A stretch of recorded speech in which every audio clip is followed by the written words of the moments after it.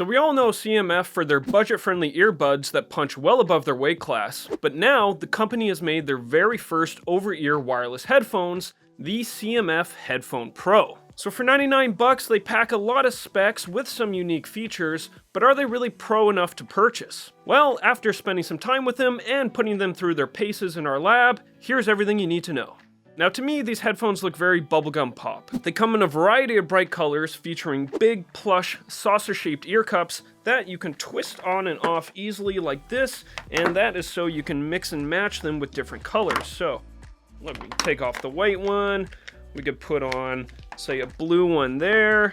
We also got these nice orange runs, courtesy of CMF.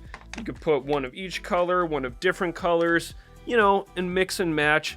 Have whatever kind of bright, colorful look you like. Now, one thing to be careful of when you're removing the ear cups, it is very possible you could put the ear cup on sideways, you could put it on upside down, you could even put, say, the right one onto the left one by accident and vice versa. So just be aware of that while you're removing these. It's very easy to get mixed up. If they had a more straightforward key mechanism to do this, that might have prevented such accidental placements of the ear cups, but as it is, it's just something you're going to have to be careful of, because of course, if you have the wrong ear cups on the wrong side, or they're upside down or sideways or whatever, that is going to affect the seal and fit of your headphones. By the way, each extra pair of ear pads will cost you an additional $25, which is a little bit pricey, considering that there is no difference between them and the ones you get, other than the color. Now, maybe down the line, CMF will come out with ear cups of different materials, which would affect the tuning of the headphones, but even if they don't, I'd say it's a safe bet to expect to see some third-party options down the line.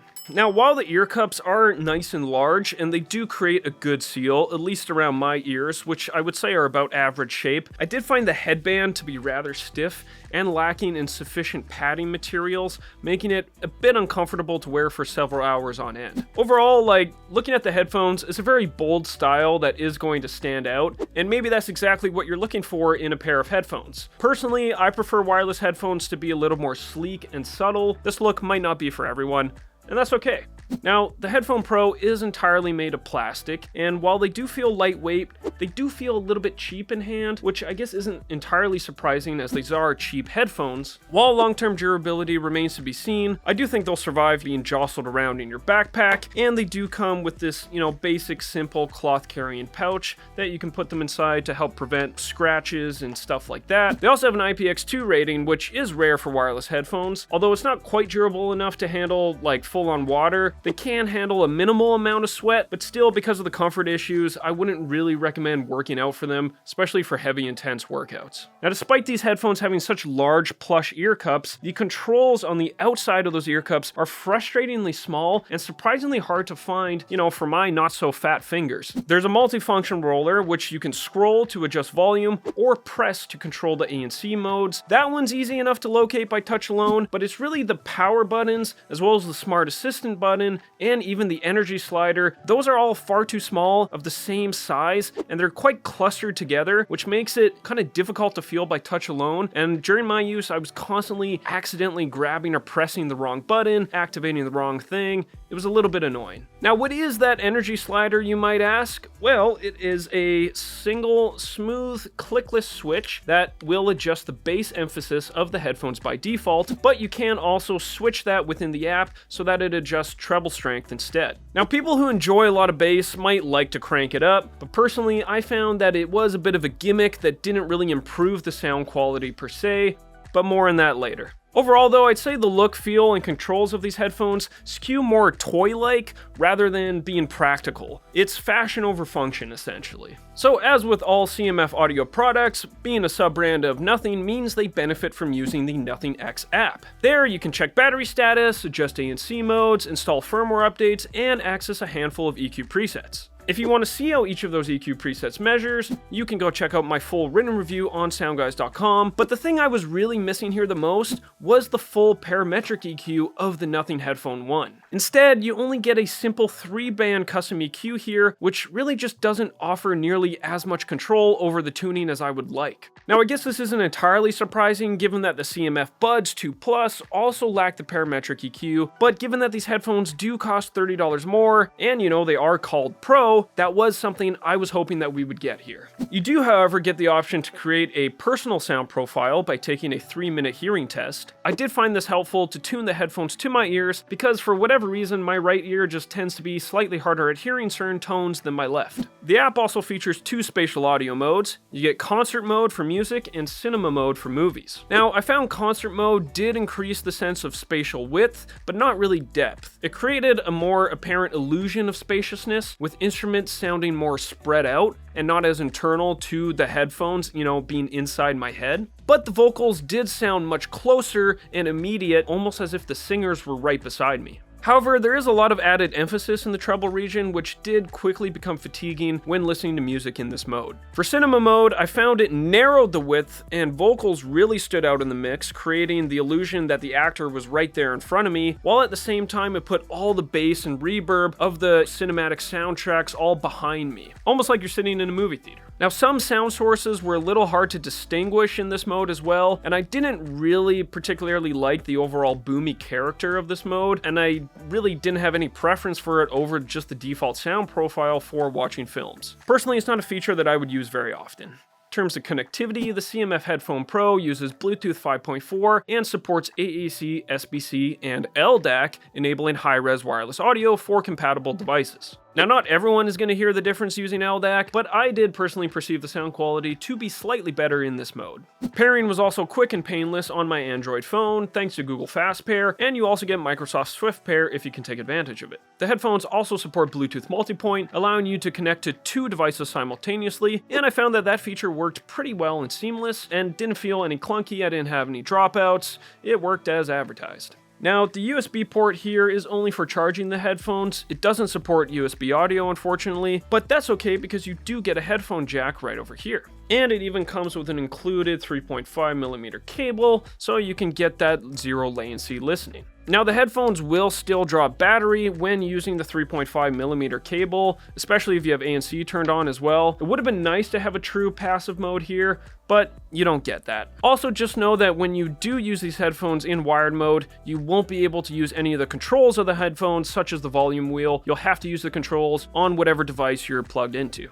Now, in our testing, the CMF Headphone Pro lasted 43 hours and 9 minutes with ANC on, which does fall slightly short of CMF's claimed 50 hours. But still, that's an impressive battery life for budget headphones at this price. To put that in perspective, that's enough for nearly 2 full weeks of daily 2-hour commutes or multiple cross-country flights before needing to reach for a cable. Quick charging also works as advertised, with a 5-minute charge delivering enough juice for several hours of listening, which is handy if you're in a rush. Also, a full charge of the headphones will take about 2 hours. As for the microphone quality on the CMF Headphone Pro, I would say it's suitable for casual calls in environments with minimal background noise. The noise rejection is fairly good, despite some pops and crackles, and while voices don't sound entirely natural, they do remain intelligible and clear. You can go listen for yourself over on SoundGuys.com to hear a variety of sample recordings from various different simulated environments. Now, when it comes to ANC, the CMF Headphone Pro's active noise cancellation performs surprisingly well for budget headphones, reducing the loudness of outside noise by an average of 81% with ANC enabled. Looking at our measurements, the ANC makes the biggest difference in the lower frequencies, reaching about 30 decibels of attenuation in the sub-bass and bass range, where you'd encounter such things like the rumbling plane engine or bus engine rumble. Over in the high frequencies, the headphones meet and sometimes even exceed CMF's claimed 40 decibels of noise reduction, which effectively handles the hiss of air conditioning or distant traffic or such sounds like that. Transparency mode also works well to hear your environment while wearing the headphones. I was able to hear the voices of people speaking in my immediate vicinity clearly, as well as the cars driving by outside my apartment window. Now, transparency mode is not going to sound as natural as something like you'll get on the AirPods Max, but it's sufficient to hear your surroundings in a pinch. But we're not here to talk about how the outside world sounds, right? We're here to talk about the music.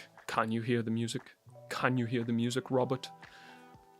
I don't know if anyone's going to get that Oppenheimer reference. I just always think of that line every time I Anyway, the CMF Headphone Pro sounds pretty good for a pair of $100 headphones. Now, I was already familiar with the default pop EQ from having reviewed the CMF Buds 2 Plus, and overall the tuning here sounds very familiar, which is a good thing. The headphones don't go overboard with added bass emphasis, unlike similarly priced headphones from competitors such as, say, Anker Soundcore, unless of course you crank up that energy slider. As you can see from our measurement charts, moving that bass slider all the way to the max will add about 8 decibels more emphasis to the low end. Now, personally that is far too much bass for my liking, or for what our house curve suggests most people will enjoy, as it will make bass lines sound quite boomy with very noticeable reverberance. For me, I just left it off as that led to a much more enjoyable listening experience. You can take that for what it's worth. Maybe you like to crank up the bass and really feel the sub bass. That's on you. You've been warned. I won't tell you what to do. Just for me, what we recommend,